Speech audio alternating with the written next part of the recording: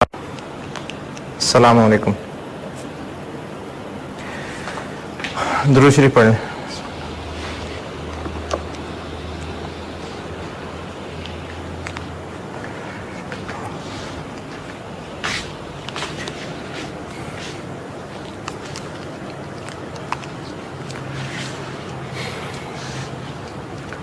ये नोटेड बता दूं?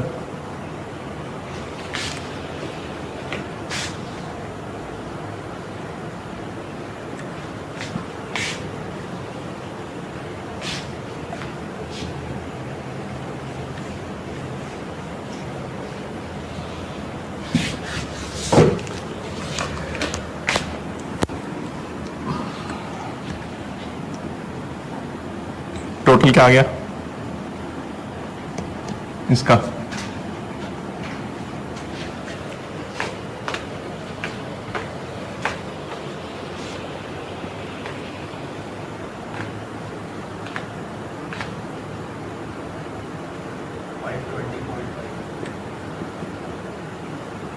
इसका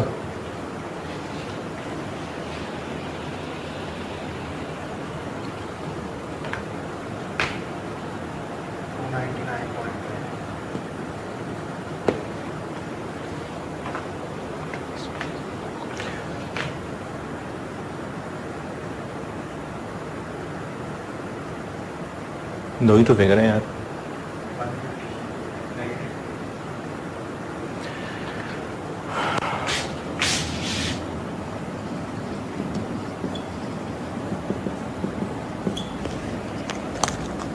$520.5 में कितना हिस्सा है? 75% और 299.5 में 65% और डबल एस में कितना हिस्सा है?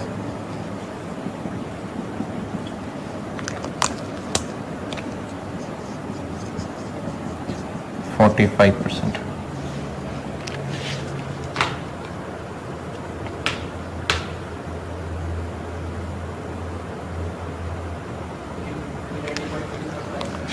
ये वाला 39.3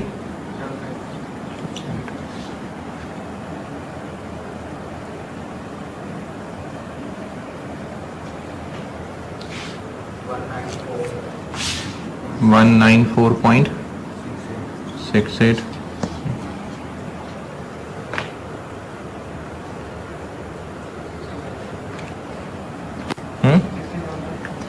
60.5 नेगेटिव।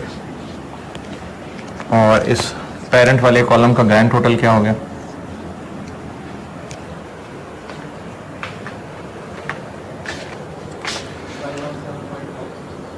इससे ऊपर भी था जो मैंने बता दिया।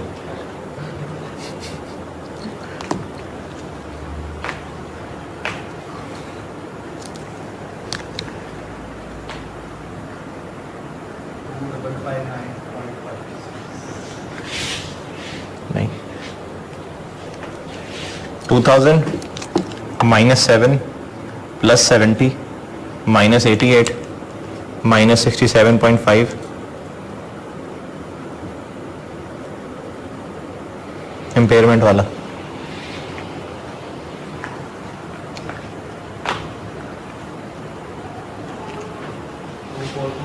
हम्म 2425.06।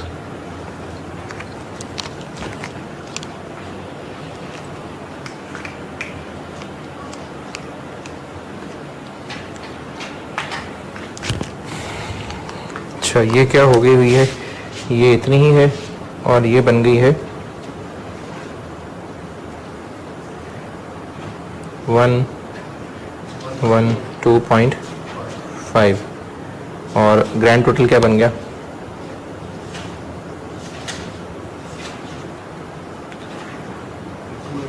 287.5।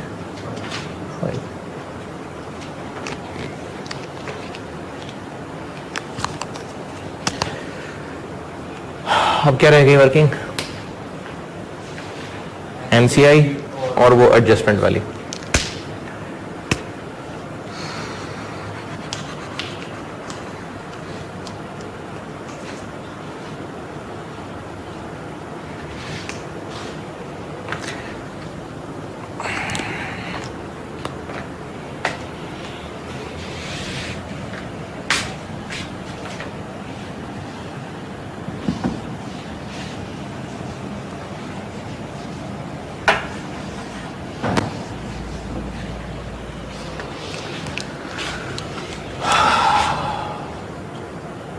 एडजस्टमेंट इन इक्विटी,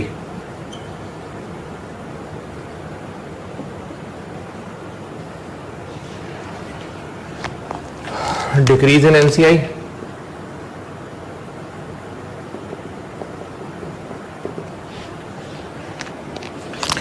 इसके लिए फॉर्मूला बताया था एक,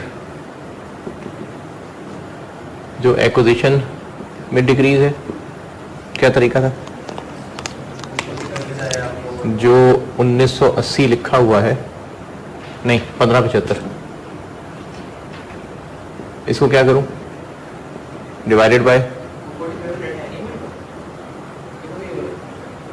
कहां पर?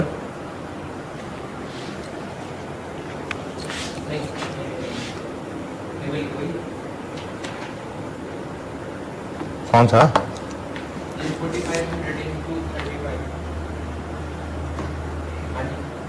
हाँ, इस पे लगा दे, वो तो जो फार्मूला बताया था वहां से बता रहा हूँ ना, वरना 4500 पे 10% लगा दे।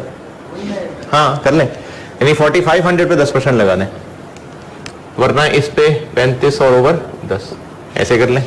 ये तो मैंने वो फार्मूला बता दिया ना, वरना आप इस पे चाहे 10% लगा दें।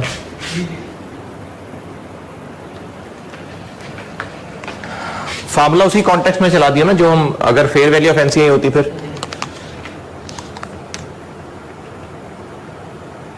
450, अदर रिजर्व्स तो कोई थे नहीं, रिटेन्ड अर्निंग्स कौन से वाले पे? ओल्ड वाले पे, 299.5 का 10%, 29.95, ये हो गई डिक्रीज इन एनसीआई की वैल्यू 479.95, और इसमें से लेस करते हैं कंसिडरेशन पेड, कितने पैसे दिए हमने 10% और खरीदने के लिए? 440, तो आंसर आ गया पॉजिटिव 39.95। ये एडजस्टमेंट इन इक्विटी। तो अब हम लोग जब बैलेंस शीट में अदर रिजर्व लिखेंगे तो एक उसमें 10, कौन सा वाला 10? वो जो रीमेजरमेंट गेन था, और साथ ये ऐड करके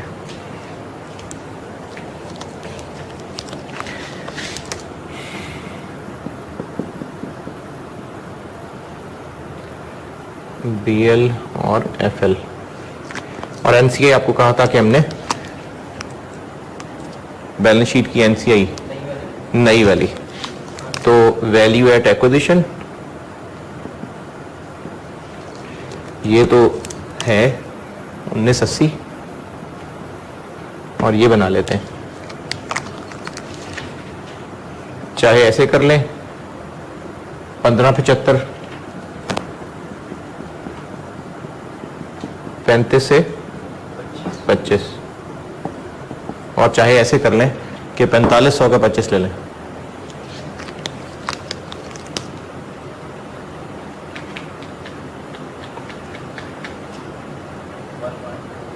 वन और अदर रिजर्व्स हैं नहीं रिटेन्ड अर्निंग्स में,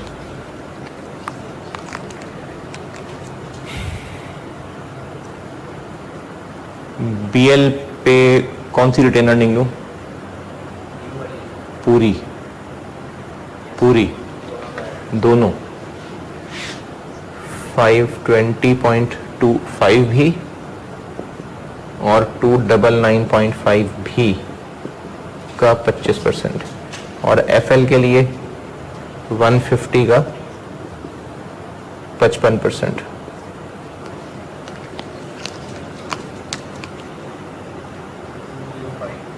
इधर 205 बस, इधर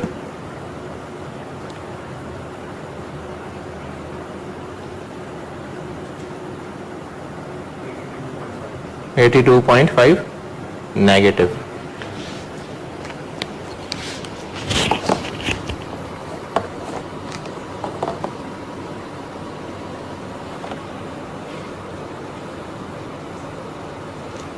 और क्या आखिरी लाइन आती है कॉम्प्लेक्स ग्रुप के केस में, डबल एस के केस में एक लाइन और आती है, माइनस करते हैं इन्वेस्टमेंट, तो इसमें से माइनस हो जाएगी इन्वेस्टमेंट।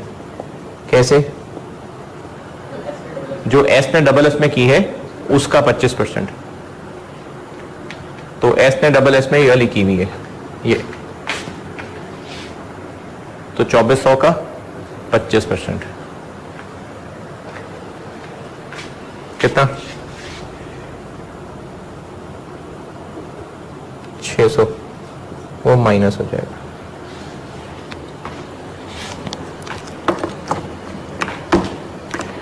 तो स्टेप एक्विजिशन भी है इसमें और कॉम्प्लेक्स ग्रुप भी है।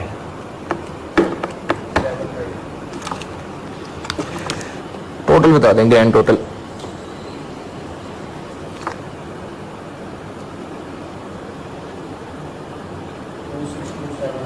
2627.5।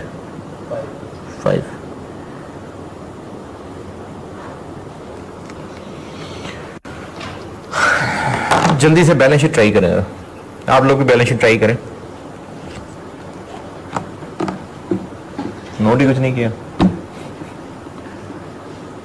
आप करो ट्राई बैलेंस शीट, आप लोग बैलेंस शीट करें ट्राई जल्दी।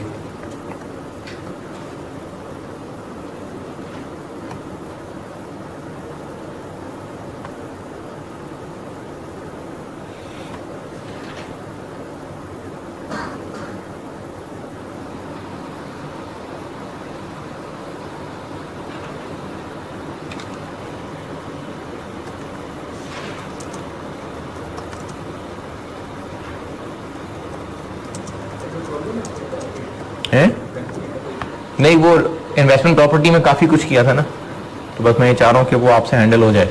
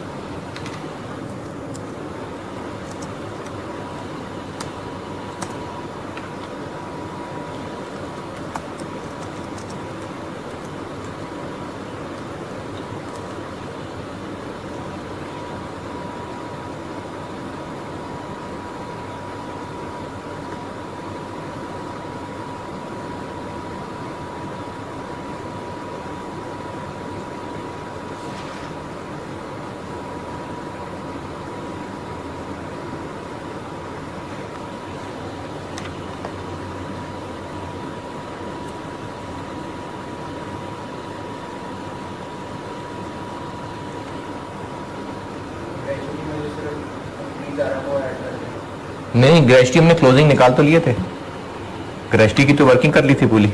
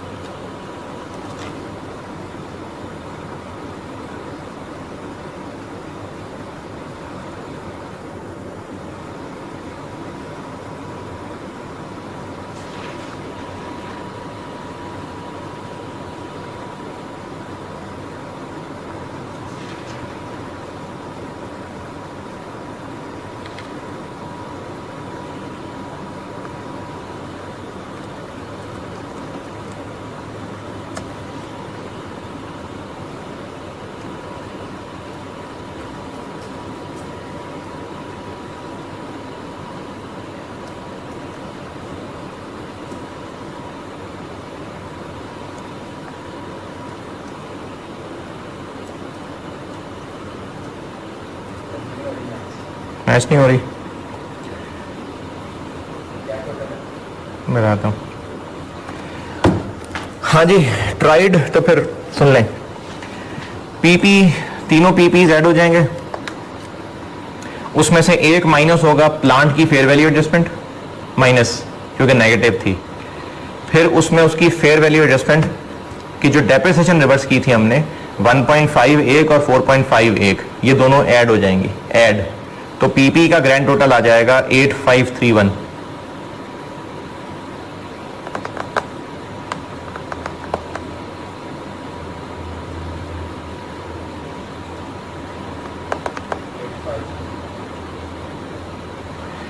गुडविल वो वहां वर्किंग में निकाल ली थी 287.5।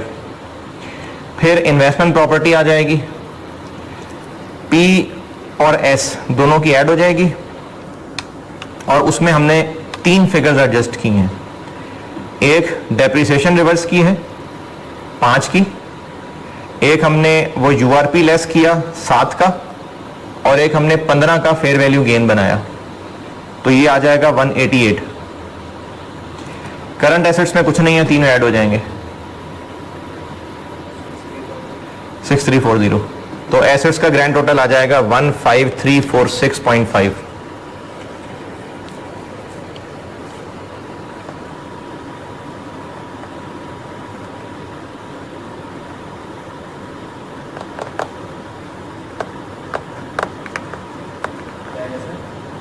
वन 15346.5।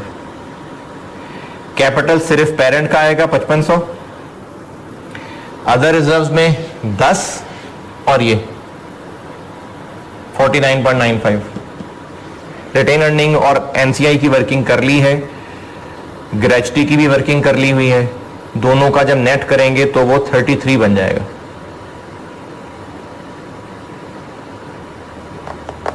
डिफाइंड बेनिफिट लायबिलिटी 33 आ जाएगी, वर्किंग कर ली थी पूरी, क्लोजिंग का डिफरेंस 33 आ जाएगा।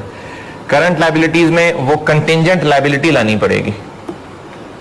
अगर आप 50 वाले ओपिनियन पे चल रहे हैं तो 50 ऐड कर दें, अगर आपने 40 के हिसाब से सॉल्व किया तो 40 ऐड कर दें। नहीं चली हुई कितना 0.01 आ रहा होगा,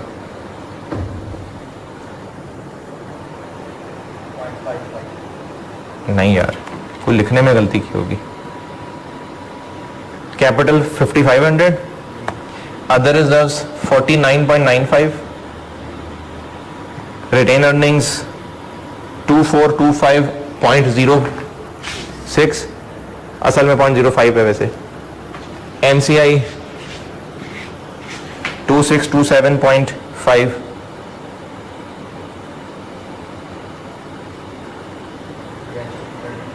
$33, 4711। तो टोटलिंग में आपने कोई गलती की होगी,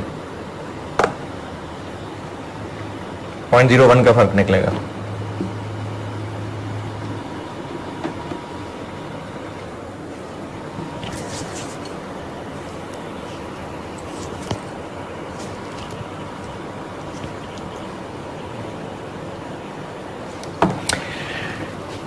अच्छा, अब इसके लिए एक इसी का स्टेप एक्विजिशन का सवाल होमवर्क है, और एक क्योंकि अभी 2-3 दिन का गैप होगा आपकी क्लासेस में, तो एक सवाल और होमवर्क ले लें। वो है दिसंबर 19 का क्वेश्चन नंबर 4, और फर्स्ट क्या क्या बोले मैंने, नहीं 2 नहीं बोले, अच्छा एक है जी दिसंबर 19 क्वेश्चन 4। ये स्टेप एक्विजिशन नहीं है, ये जो पहले सीखा हुआ उसी की और प्रैक्टिस है, और इसमें वो डेफर्ड टैक्स की एडजस्टमेंट्स भी हैं जैसे मैंने वो मास्टर क्वेश्चन में सिखाई थी। करिएगा, एक टैक्स रेट का पॉइंट मजेदार है इसमें बस कि कौन सा वाला रेट लेना है। अगर आपको वो मास्टर क्वेश्चन में जो मैंने डेफर्ड टैक्स कराया था अगर वो समझ आ गया था तो फिर ये भी आ जाएगा उसी लेवल। असल में मैंने इसी को सामने रख के सोचा था चलो डेफर्ड टैक्स की एडजस्टमेंट्स डाल लेता हूं, लेकिन मैंने रेट एक रखा था, इसमें 2 रेट्स हैं। ये इसमें एक मजे का पॉइंट है। तो दिसंबर 19 क्वेश्चन 4 ये पुराने पढ़े हुए का एक होमवर्क है, और स्टेप एक्विजिशन का होमवर्क है जून 2016 क्वेश्चन नंबर 1।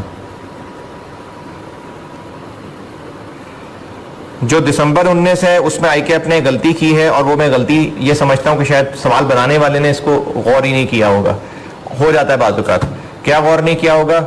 हमने सीखा हुआ है इक्विटी मेथड में कि हम एसोसिएट पे गुडविल की वर्किंग जरूर करके देखेंगे। अगर पॉजिटिव आ रही है तो छोड़ देंगे, नेगेटिव आ रही है तो फिर उसको हम कंसिडर करेंगे। तो ये इसमें इग्नोर हुआ हुआ पॉइंट, नेगेटिव गुडविल वाला पॉइंट इग्नोर हुआ हुआ है। तो इसलिए मैं अपना सोल्यूशन दूंगा। अपना सोल्यूशन तो खैर वैसे भी देना है क्योंकि फॉर्मेट जिससे आपको सिखाया उसी से फॉर्मेट बना के देता हूं।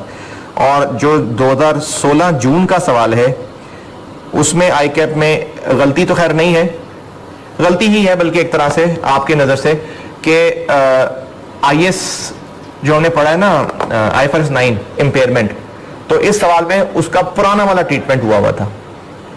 हमने तो IFRS 9 पढ़ा है ना, चूंकि 2016 जून का सवाल है तो उसमें IAS 39 वाला ट्रीटमेंट ICAP के सोल्यूशन में, तो वो मैंने चेंज किया हुआ। तो सिर्फ एक इम्पेयरमेंट IFRS 9 की एक पॉइंट है जो ICAP से डिफरेंट है, बाकी तो सिर्फ फॉर्मेट का फर्क है। तो जून 16 क्वेश्चन नंबर 1 ये स्टेप एक्विजिशन का होमवर्क है, और दिसंबर 19 क्वेश्चन 4 ये वैसे ही पुराने पढ़े हुए का एक होमवर्क और है। ये 2 सवाल आपके हो गए होमवर्क।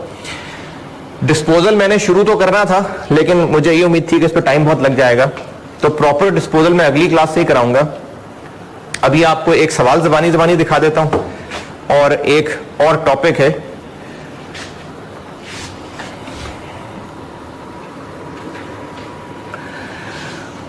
अच्छा, डिस्पोजल का पूरा टॉपिक है और ये स्टेप एक्विजिशन की तरह ही है, इससे मिलता जुलता है। अगर स्टेप एक्विजिशन हो गई है, इसकी प्रैक्टिस अच्छी, और आपको 2 होमवर्क दिए हैं वो भी कर लें, एक ही वैसे स्टेप एक्विजिशन का, दूसरा तो पुराना है, तो फिर अगले जो वीक की क्लासेस हैं उसमें मैं डिस्पोजल प्रॉपर पढ़ाऊंगा। अभी थोड़ा सा टाइम यूटिलाइज करने के लिए एक सवाल ज़बानी दिखा रहा हूं। अगर IFRS 5 याद है थोड़ा बहुत कि नहीं? Held for sale. IFRS 5 में हम ये करते थे कि अगर कोई इंडिविजुअल एसेट या disposal group held for sale classify हो जाता था, शर्तें पूरी होनी होती थी कुछ, तो हम फिर उसको मैयर करते थे fair value less cost to sell पे। डेप्रिशिएट करना वगैरह सब छोड़ देते थे और वो fair value less cost to sell के ऊपर शो होता था। हर साल ऐसे ही होता रहता था, हर साल तो खैर नहीं, अगले साल बिक जाना चाहिए वो, लेकिन अगर नहीं बिक सका तो हम उसको fair value less cost to sell पे शो करते थे।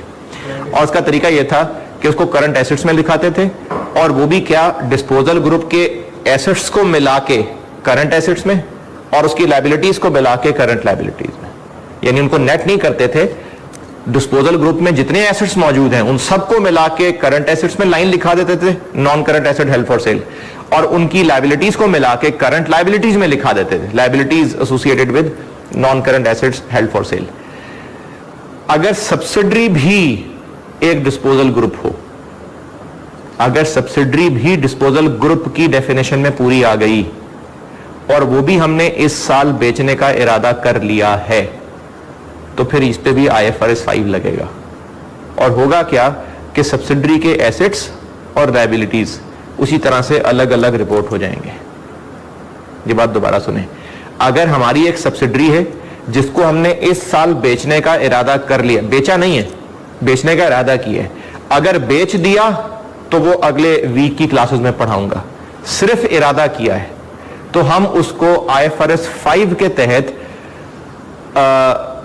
हेल्ड फॉर सेल दिखाएंगे, और वो हमारी बैलेंस शीट में करंट एसेट्स और करंट लायबिलिटीज में शो हो जाएंगे। यानी अब हम लाइन बाय लाइन कंसोलिडेशन नहीं कर रहे होंगे, पीपी में पीपी ऐड नहीं कर रहे होंगे, डेटर में डेटर ऐड नहीं कर रहे होंगे, सब्सिडरी के सारे एसेट्स सारी liabilities current assets current liabilities में शो करेंगे। ओके, तो ये उसकी एक मिसाल है। आप, मैंने कैमरे में नाम ले दिया सवाल का? नहीं। दिसंबर 13 क्वेश्चन नंबर 4 पे आइए। दिसंबर 13 question number 4, global air limited. और इसमें करिए ये कि आप सवाल पढ़ लें लेक्चर रोक के पहले, और फिर आप सवाल और सॉल्यूशन दोनों सामने रख लीजिएगा। सिर्फ दो चार फिगर्स दिए हैं वो मैं सोल्यूशन से दिखा देता हूं, बजाय इसके बोर्ड पे करूं सोल्यूशन से दिखा देता हूं। तो सवाल और सोल्यूशन दोनों सामने रख लें, सोल्यूशन से दिखा देता हूं।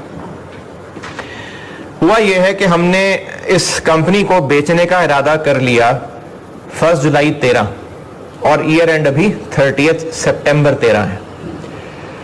तो हम इसको अब एक disposal group held for sale कह देंगे, और इसको चूंकि अब हमने कह दिया कि ये हेल्ड फॉर सेल है तो इसको फिर हमें fair value less cost to sell पे लाना पड़ेगा।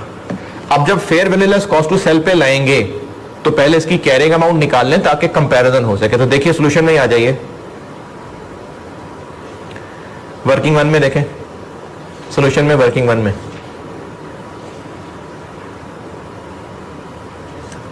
पहला कॉलम देखें, ये वो फिगर्स हैं जो सवाल में दी हुई हैं।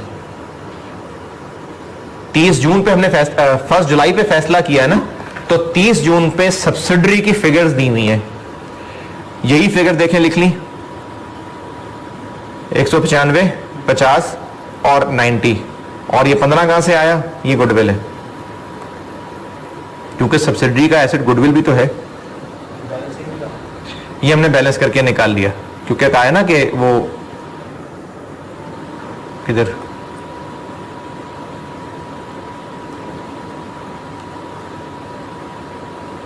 किधर गया?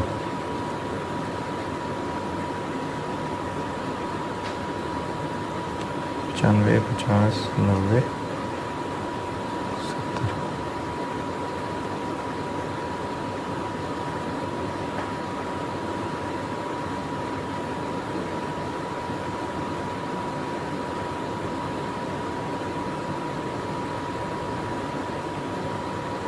नहीं आ रही है ना, सवाल में आ रही है गुडविल, 0.4 के नीचे आ रही है। ये 0.4 के नीचे गुडविल दी हुई है सवाल में। तो 30 जून पे ये सारे गिवन बैलेंसेस लिखे, लेकिन इसमें अभी कुछ एडजस्टमेंट्स करने वाली हैं जो कि पॉइंट नंबर 2 में लिखी हुई हैं कि एक डेटर है जो राइट ऑफ करना है और दूसरा हमने एक प्रोविजन है जो खत्म करनी है। तो उसको हमने 6 और 8 को एडजस्ट किया, तो अब एक एडजस्टेड बैलेंस निकल आया। वर्किंग में देखें, 6 को एडजस्ट किया, 8 को एडजस्ट किया, बैड डेट खत्म किया और वो प्रोविजन खत्म करनी थी वो खत्म कर दी। तो अब हमारे पास एडजस्टेड फिगर्स आ गई। तीसरा कॉलम ये हो गई कैरिंग अमाउंट्स, 172 कैरिंग अमाउंट हो गई, जबकि fair value less cost to sell कितनी है ये आपको ऊपर टेबल में बताई हुई है कि 140 फेयर वैल्यू हो गई। सवाल के शुरू में पहला पैराग्राफ, सवाल के पहले पैराग्राफ में 140 हो गई फेयर वैल्यू और 3.5 हो गई उसकी कॉस्ट टू सेल। तो fair value less cost to sell आ गई 136.5। तो इससे कंपेयर किया तो 18.3 का लॉस निकल आया। और डिस्पोजल ग्रुप का जो लॉस निकलता है उसको बांटने का तरीका बताया था वही IAS 36 वाला, जिन्हीं सबसे पहला शिकार गुडविल और उसके बाद फिर बाकी एसेट्स।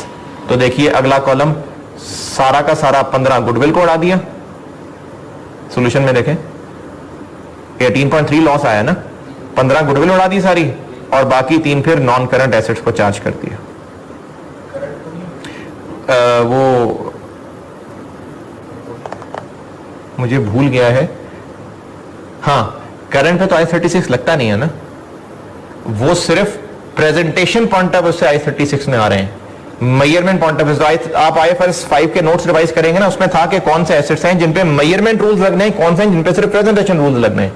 तो इसलिए ये तो करंट एसेट्स पे अप्लाई ही नहीं होता 36 मेजरमेंट के हिसाब से, तो इसलिए सारा का सारा नॉन करंट एसेट्स को चला गया। तो ये इंपेयरमेंट लॉस की एलोकेशन हो गई। अब इस एलोकेशन के बाद क्या रिजल्ट निकला कि गुडविल खत्म हो गई हुई है और नॉन करंट एसेट्स 191.7 बच गए हुए हैं। और ये 26 क्या है? ये 26 है, ये पॉइंट नंबर 4 के अंदर लिखा हुआ। 18 का क्यों कुछ नहीं किया?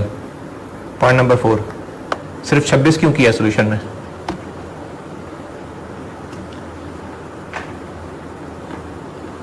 छब्बीस तो कर दिया, 18 का क्यों नहीं किया? एसेट रिकवर हो गए, कैश डेबिट डेटर क्रेडिट तो रहे तो करंट एसेट्स ही ना, तो हमने तो करंट एसेट्स लिखे हुए हैं, इसलिए इस 18 का इम्पैक्ट कोई नहीं आया। लेकिन लायबिलिटीज चूंकि सेटल हुई हैं, तो लायबिलिटी डेबिट और कैश क्रेडिट, तो एसेट्स भी कम हो गए तो करंट एसेट्स में से माइनस कर दिया, और लायबिलिटीज भी कम हो गई इसलिए लायबिलिटीज में से भी माइनस कर दिया। तो ईयर एंड की पोजीशन ये बच गई है।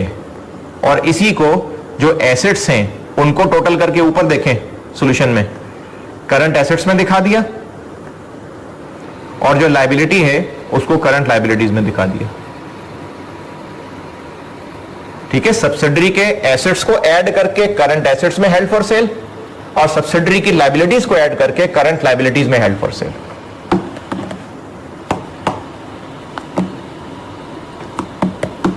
ओके, और इक्विटी इन्होंने बैलेंसिंग करके निकाल दिया। अगर इक्विटी ना भी लिखते, नहीं सॉरी लिखनी है क्योंकि कंप्रिहेंसिव इनकम भी कही है, तो ये इक्विटी में जो प्रॉफिट एंड लॉस आया है ये हमें इधर एसओसीआई के एक्सट्रैक्ट में दिखाना पड़ेगा। 18 वो इंपेयरमेंट लॉस, और 30 जो अलहदा से सवाल के आखिरी पैराग्राफ में बताया हुआ है। पॉइंट नंबर 3 में बताया हुआ है।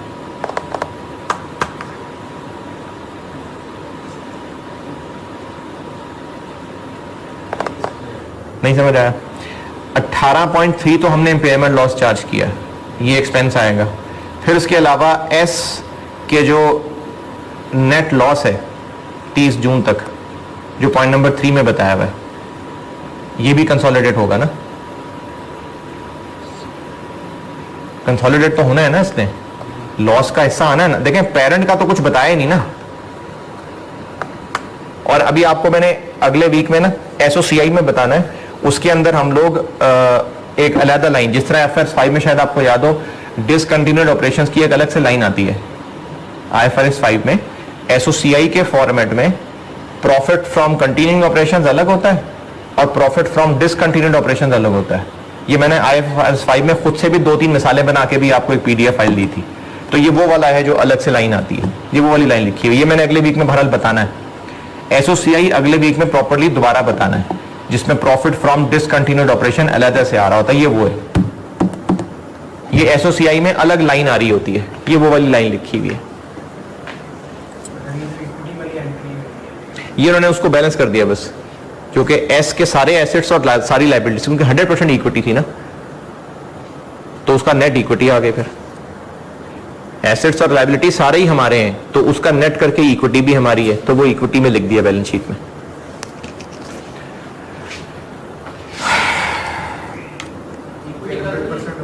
क्या इक्विटी जैसे पहले होती थी वैसे ही होगी? नहीं, क्योंकि क्या मतलब, डिस्पोजल तक एस हमारा एस तो है ना, तो वो सारा हमारी रिटेन अर्निंग में आएगा। कुछ हमारे नाम से आ रहा होगा, कुछ एनसीआई के नाम से आ रहा होगा, क्योंकि अभी प्रॉपर डिस्पोज नहीं हुई है, अभी हेल्ड फॉर सेल हुई है। जब डिस्पोज हो जाएगी ना, तो वो फिर अगले वीक में पढ़ाऊंगा कि फिर वो निकल जाती है बुक्स में से।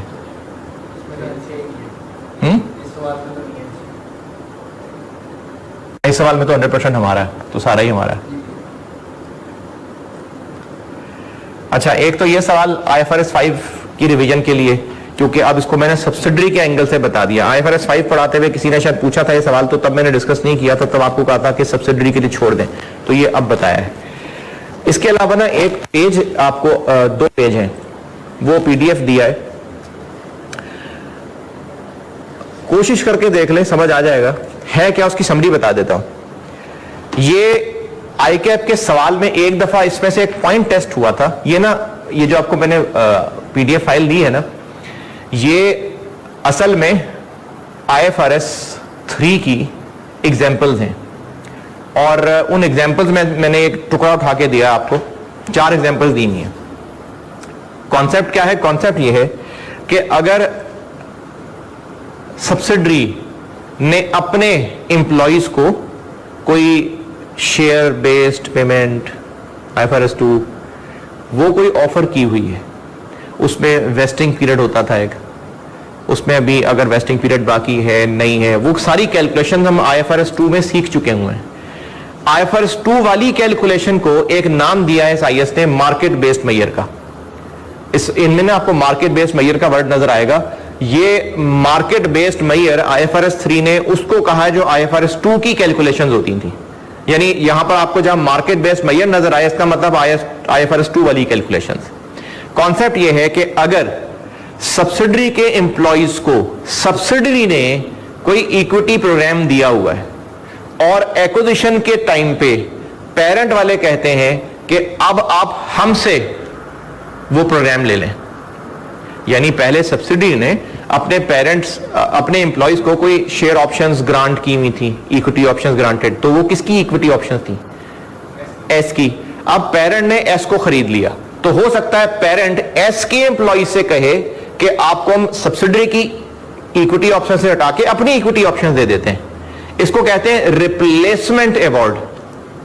रिप्लेसमेंट अवॉर्ड कि एस के जो पुराने एम्प्लॉइज थे उनके पास एस की इक्विटी इंस्ट्रूमेंट्स थे, तो पेरेंट ने उनका वो प्रोग्राम स्वैप करके कहा कि एस वाले फाड़ के फेंक दें, हम आपको अपने इक्विटी प्रोग्राम्स देते हैं। इसको कहते हैं रिप्लेसमेंट अवॉर्ड। अब इसकी अकाउंटिंग क्या होगी? अगर वो जो एम्प्लॉइज हैं वो सारी सर्विसेज दे चुके हुए, उनकी वो पहली सर्विसेज वेस्ट हो चुकी हुई थी, कोई मजीद कंडीशंस बाकी नहीं थी, और पेरेंट ने उनको वैसे ही कहा है कि एस के छोड़े हम आपको अपने इक्विटी ऑप्शन देते हैं, तो ये फिगर कंसिडरेशन ट्रांसफर का हिस्सा बनेगी, क्योंकि हम मजीद कंसिडरेशन ही दे रहे हैं ना। दोबारा सुने, एस के एम्प्लॉइज थे और उनके पास कंपनी एस की इक्विटी ऑप्शंस थी। हमने उनसे कहा कि आप कंपनी एस की इक्विटी ऑप्शंस छोड़ें, हम आपको इक्विटी ऑप्शंस देते हैं, तो हमारी तरफ से एक्स्ट्रा कंसिडरेशन जा रही है ना, एक्स्ट्रा एक कंसिडरेशन जा रही है ना, तो ये इन्वेस्टमेंट मानी जाएगी।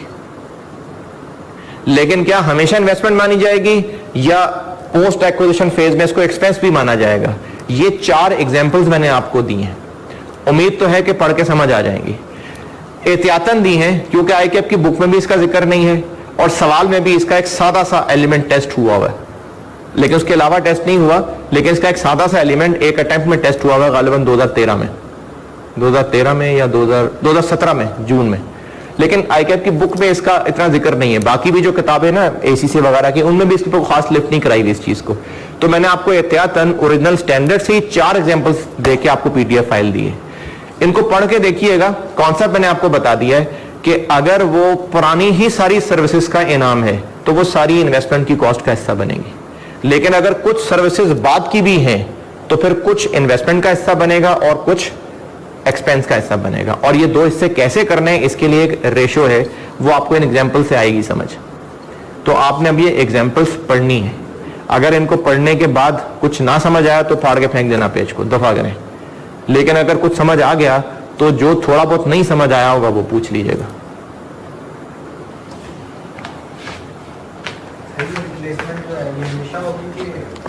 अगर हुई तो टॉपिक, नहीं हुई तो ना सही।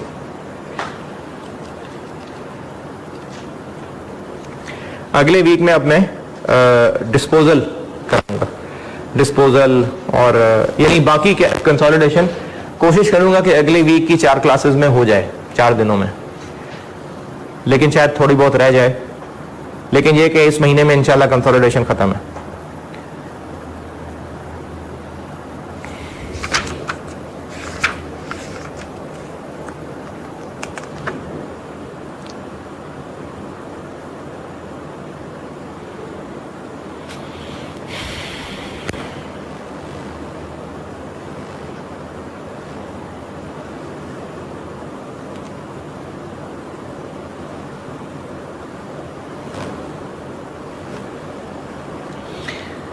मसनद अहमद में रिवायत है, रसूलुल्लाह सल्लल्लाहु अलैहि वसल्लम ने फरमाया, तुम में से मुझे सबसे ज्यादा महबूब और क़यामत वाले दिन मेरे सबसे ज्यादा करीब वो लोग होंगे जो तुम में सबसे ज्यादा अच्छे इखलाक वाले होंगे, और तुम में से मुझे सबसे ज्यादा नापसंदीदा और क़यामत वाले दिन मुझसे सबसे ज्यादा दूर वो लोग होंगे जो बुरे इखलाक वाले होंगे। तकल्लुफ से बातें करने वाले, मतलब इतरा के ठट्ठा लगाने वाले, इसका मुझे मतलब नहीं पता। बहुत ज्यादा बातें करने वाले, बेकार फजूल बोलते रहना, बकवास करते रहना। अगली क्लास में मुलाकात होगी इंशाल्लाह।